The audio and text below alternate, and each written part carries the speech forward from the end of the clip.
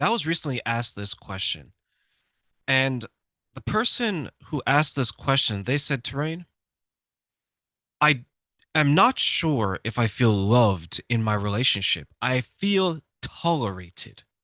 And my response to them was, we don't go where we're tolerated, we go where we're loved. And one of the reasons why a lot of people stay where they're tolerated is because once they leave a situation that is lacking love, and they only have someone that is tolerating them, is the other side is loneliness. That is scary for a lot of people. A lot of people will stick around with a warm body that is mistreating them, that is narcissistic in a lot of ways, emotionally unavailable in other ways, and mentally abusive in many ways, just because they're uncertain if they can find someone else. They don't believe that they deserve better.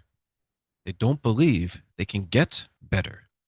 So what happens to a lot of people who get stuck in relationships where they're tolerated and not loved? They begin to think it is normal. They begin to give up on the concept of love. And if there's children around, they're not able to show children what love truly is because they don't know what it is. You see, what happens as we get older in life, some people believe that love, not the Disney fairy tale version, they believe love is for people who are 30 years old and younger. I've worked with a number of women who are over the age of 40 or 45, and they believe that love has an expiry. They don't think that they can get love at the age of 40, 50, and 60 or 70.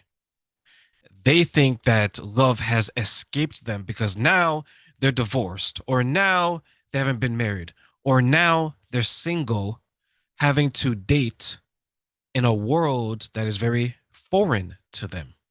You can't get back those 10 years. You can't get back your biological clock. You can't get back the time, resource, and effort you put into this person when you knew after 6 months it wasn't going anywhere. You were being tolerated, and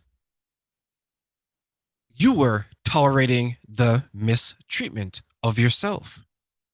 It was okay because you thought that you were betting on potential. But the problem with when you bet on potential, potential eventually runs out, especially when they don't make it into a reality. Ladies and gentlemen, I recommend, highly recommend, you review the relationship you're in and how it's progressed. You see, in the corporate world, they teach you to have a 1 year, 3 year, and 5 year plan. In a relationship, do you have the same? How are you tracking your progress? How are you validating the success? How are you moving forward? Existence isn't progress. So, what a lot of us have to do, and this is something that I learned myself, is that we have to make sure that this relationship is exactly what we want at this point in time. And then we have to understand, is this relationship the type of relationship we want in a month from now, 3 months from now, 6 months from now? The relationship has to be progressing.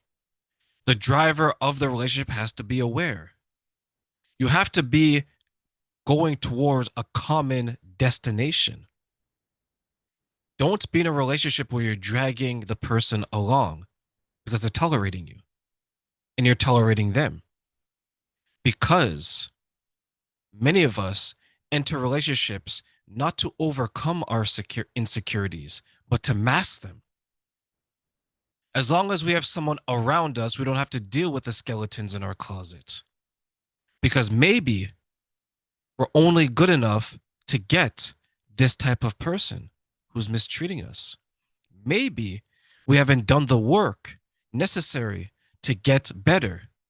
Maybe we are so afraid of looking ourselves in the mirror and being honest that we have yet to do it. These are scary, scary thoughts to have. And this is why many of us will stay in a situation where we're tolerated and not loved.